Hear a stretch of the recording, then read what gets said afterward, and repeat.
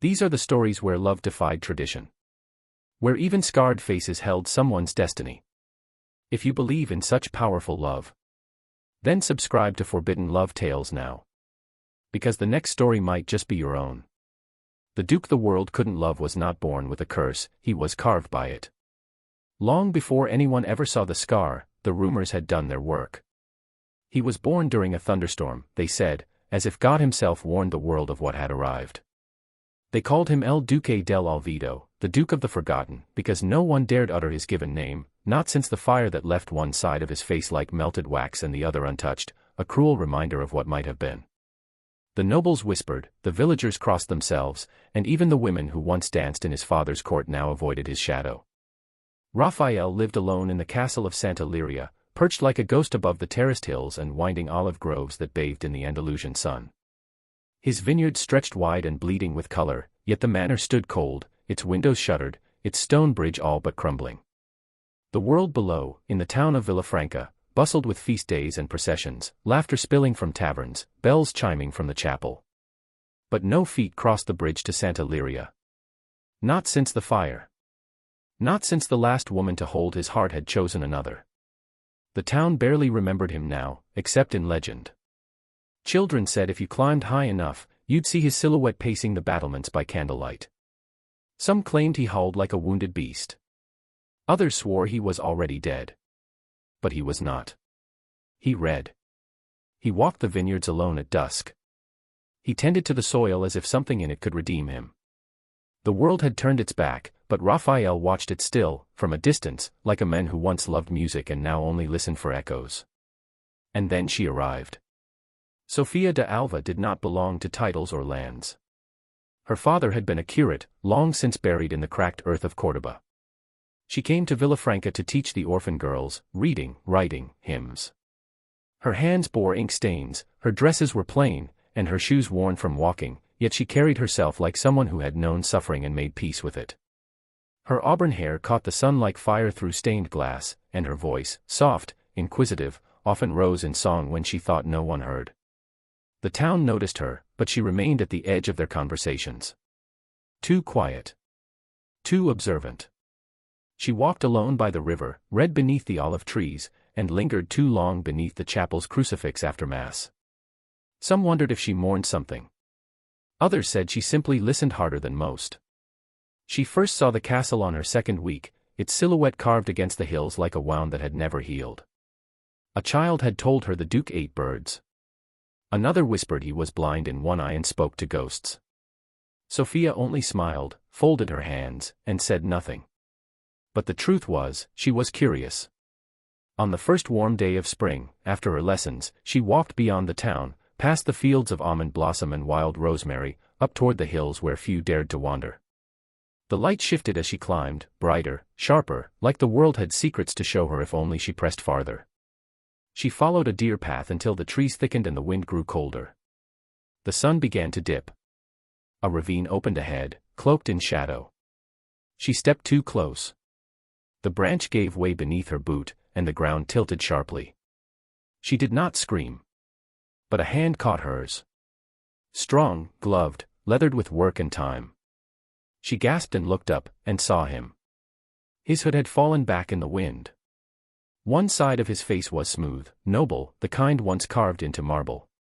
The other bore the ruin, the scar that clung from temple to jaw like a river of ash frozen in flesh. His eyes, a pale storm gray, watched her not with menace but calculation, and something else. Recognition. As if he'd seen her before, somewhere deep in a memory he'd locked away. "You shouldn't be here," he said. His voice was deep, rough-edged, and quiet enough to silence the trees. Her breath faltered, not from fear, but from the way he spoke, not with anger, not like the villagers described. There was no hatred in him. Only restraint. "I didn't mean to trespass," she said softly, catching her breath. "Your Grace." He flinched. Just slightly. As if the title had burned more than the fire ever did. "No one calls me that anymore," he said. His hand lingered around hers a moment longer, then withdrew as if it shamed him. She steadied herself and curtsied, her heart still pounding. "I'm Sofia de Alva." He said nothing. But he did not walk away.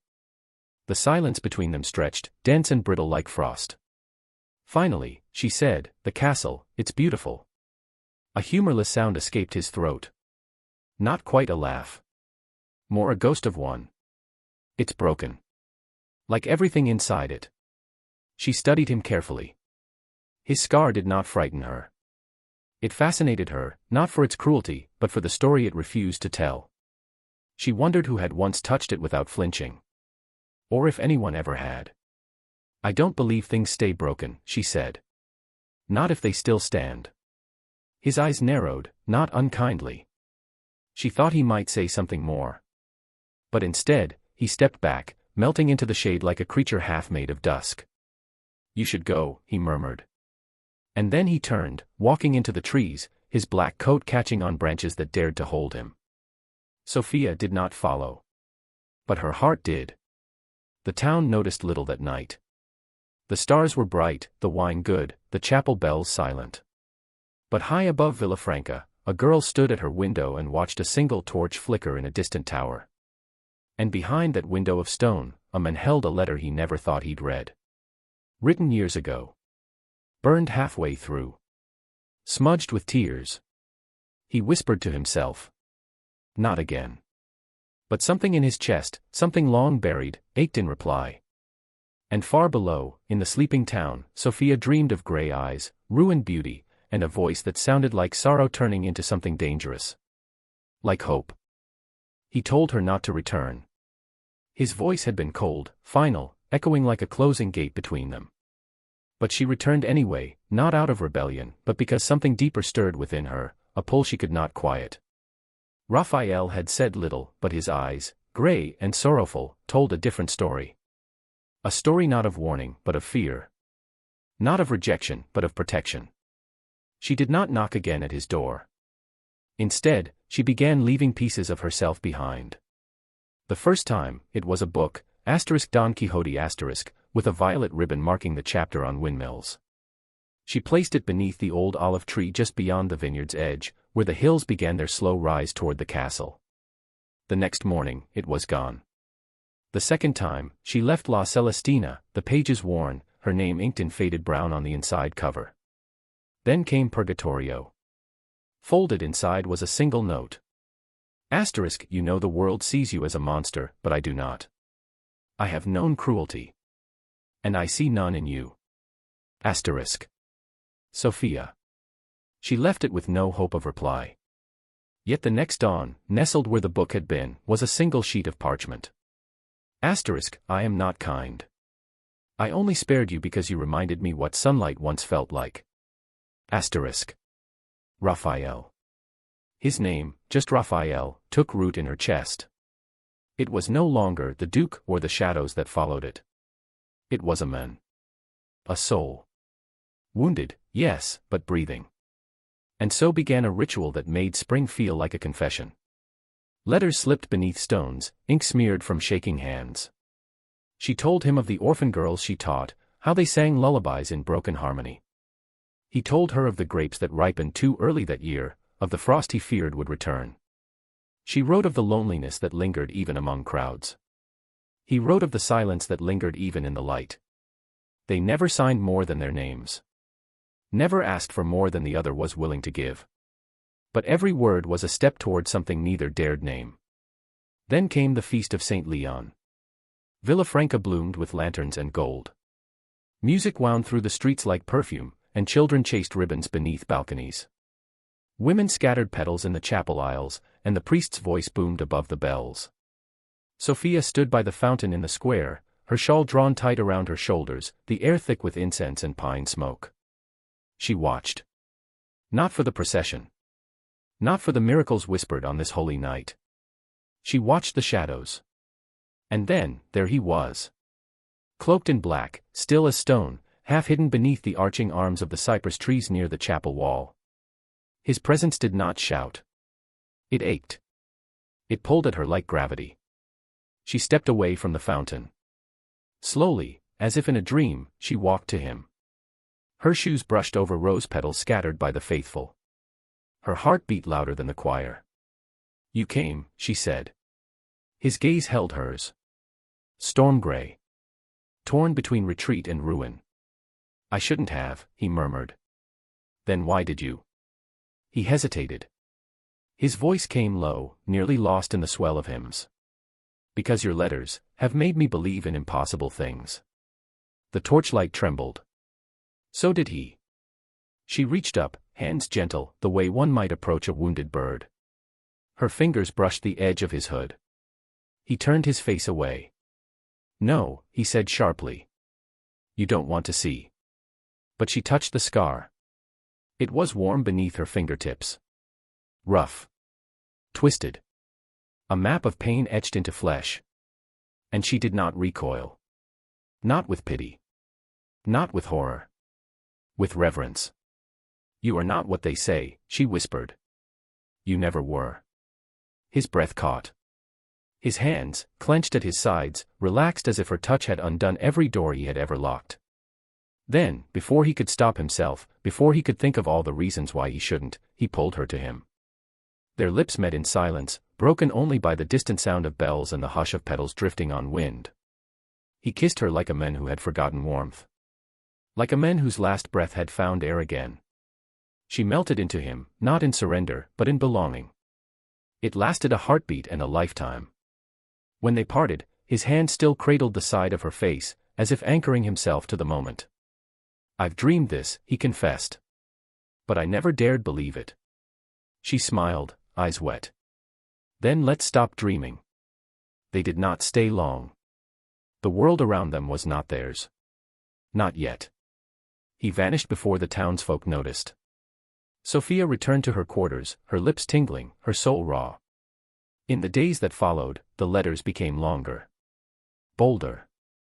She told him about her mother's death when she was 12, about the loneliness that wrapped around her like a second skin, how no man had ever looked at her the way he did. He confessed that he once loved a woman who chose his friend instead. That the fire was no accident. That he blamed himself more than the world ever could. And somewhere in that ache, love grew. They met again. And again. Behind the chapel, beneath the ruins where wild thyme grew, where no one could see. She read him poetry. He played her a melody on a broken violin, its strings half-snapped, its tone haunting and beautiful. They made promises with their eyes, not words. She never asked him to remove his hood. He never asked her why she stayed. But one evening, as rain scattered across the hills, he took her hand and pressed it to the unscarred side of his face. If I were whole, he said, would you still love me? She shook her head. No. I love the men who survived. He closed his eyes. And for the first time in years, smiled. They danced that night. No music. Just the rhythm of falling rain and a heart that had learned to beat again. But even as they held each other in silence, something in the wind whispered of fire to come. And of roses that bloom brightest where no light dares enter. The affair became a sanctuary carved from shadows. They met beneath the bell tower after the last bells had rung, when the town folded into silence and the night belonged to those who dared love in secret. Sometimes it was in the vineyard, veiled in moonlight, where wild roses curled around the fences like whispers. Other times, it was behind the chapel ruins, where candle wax from forgotten vigils clung to crumbling stone. There, he would read to her from his mother's old poetry, lines of longing and lament that made her eyes shine. She, in turn, read to him stories of knights who chose love over kingdoms, of women who sang into the wind and were never silenced. Her laughter, once careful, once tucked behind closed lips, now spilled like wildfire across his soul. It terrified him how much he needed it. How much he needed her. She wore blue often, the color of devotion. He once told her she looked like dusk, that hour between light and darkness where nothing was certain and everything ached. She touched his scar more than once now. Not to pity. To claim. But love like theirs, whispered in corners, lit by stolen candles, was never meant to last unnoticed. Father Tomas had always watched Sophia with a guarded eye. A younger priest might have admired her beauty, but he saw the way her spirit flinched at obedience, how her prayers were always too silent, too private. He had once offered her a place in the convent, thinking she longed for purpose. She had smiled kindly and said, I long for something, Father. But not that. Now he watched her disappear too often into the hills. Her shawl smelled faintly of smoke. Her lips sometimes trembled after confession, as if she'd said too little or too much. He cornered her after Mass one morning, as the incense still hung heavy in the nave. "You are in danger," he said, voice low. She turned, her hands folded, eyes unreadable. "From whom?" "You seek redemption where there is only ruin." She tilted her head. "And what if I seek truth?" He stepped closer, eyes sharp. "And what will you do when truth burns you?" She said nothing. Only walked away, the hem of her dress dragging ashes from the altar. That same week, Raphael's letters stopped. She searched the vineyard. Nothing beneath the stone. No note. No book returned. 3 days passed. Then 5. On the 6th, a knock at the door startled her. The Duke's steward, a gaunt man with weathered hands, stood holding his hat. "The Duke is ill," he said. "He will not receive visitors." He left before she could respond. On the 7th day, Sophia lit a candle in the chapel. And then, without permission, without fear, she walked alone through the vineyard, past the olive trees now thick with silence, across the old stone bridge that groaned beneath her weight. She pushed open the castle gates, her heart a drumbeat against ribs of doubt. Inside, the great hall was dark. Cold. No fire warmed the hearth. The tapestries hung heavy with dust. The air smelled of wine and something older, loss, perhaps. She found him sitting alone in the corner, a goblet untouched at his side, his cloak draped over one shoulder, the other bare, the scar catching the last of the afternoon light. He didn't look up when she entered. She stepped forward, slowly, then knelt beside him. "Why are you doing this?" Her voice cracked, raw from silence. His eyes met hers, and what lived behind them nearly broke her. "Because I love you," he whispered. She shook her head. "Then why hurt me?" "Because love, from me, is a sentence. Not a blessing. You will never be safe beside me. They will never forgive you." "I never asked to be spared," she said, her hands trembling. "Only to be chosen." He closed his eyes, as if her words pierced deeper than knives. "I am a ruin, Sophia." "And I am no one," she said. "A teacher's daughter. A woman with nothing to offer but what I am." He turned from her, his hand clutching the arm of the chair. "I dreamed," he murmured, "of standing beside you in the square. Not hiding. Holding your hand in front of the world. But dreams are cruel." "They don't have to be," she said. "Let us stop hiding." His laugh was hollow. "You'd be cast out. They would spit at you in the streets. The church would turn its back. Your name would be dragged in ash." "Let them," she said. His gaze snapped to hers, wild with disbelief. "I already lost everything," she said quietly. "My family. My home. I have nothing left but this, and I will not give it up." Tears brimmed in her eyes, but she didn't blink them away. Then, like thunder cracking from a clear sky, he stood. "Before God," he said, voice shaking, "before men. I would take you as mine. Not in secret. Not in shame. I would kiss you in the chapel. I would carry you across this floor. But you would lose everything." "I already have," she repeated. Silence. And then he was beside her. He kissed her, not like the first time, with hesitance, but with the weight of every wall he'd broken to reach her. It was a kiss of surrender. Of sorrow. Of joy too fragile to name. When it ended, he pressed his forehead to hers. "But I cannot be the man who ruins you." "You never ruined me," she said. She waited for him to pull her close again. But instead, he stepped back. And walked into the shadows of the corridor, as if the light itself had grown too painful to bear. This time, when she left the castle, the gates did not close behind her. They stayed open. But the wind had changed. The hills were no longer warm. And her heart, though full of love, carried a pain that only truth could carve. Summer came with silence. The chapel bells rang each morning, the vineyard ripened under the Andalusian sun, and life in Villafranca resumed its rhythm. But Sophia moved like a woman with a stone in her chest. She had packed her belongings quietly, her books, her shawls, the letters she'd never burned. A message had arrived from Córdoba. Her aunt was dying, and there was no one left to care for her. Duty called. The kind that did not make room for aching hearts. She told no one of her departure. Not the priest. Not the girls she taught. Not Raphael. Some goodbyes are too heavy to speak aloud. But fate, it seemed, would not let her slip away so easily. The sky that day turned a strange gold. The wind carried the scent of heat and dust. Birds vanished from the trees. And then, at noon, the chapel bells began to scream. 12 times. Then again. Again. Not the rhythm of worship. The rhythm of warning. Sophia stepped out of the schoolhouse and saw it, thick black smoke curling into the heavens like a serpent awakened. The hills behind the town burned. The vineyard. His vineyard. She ran. The streets were chaos.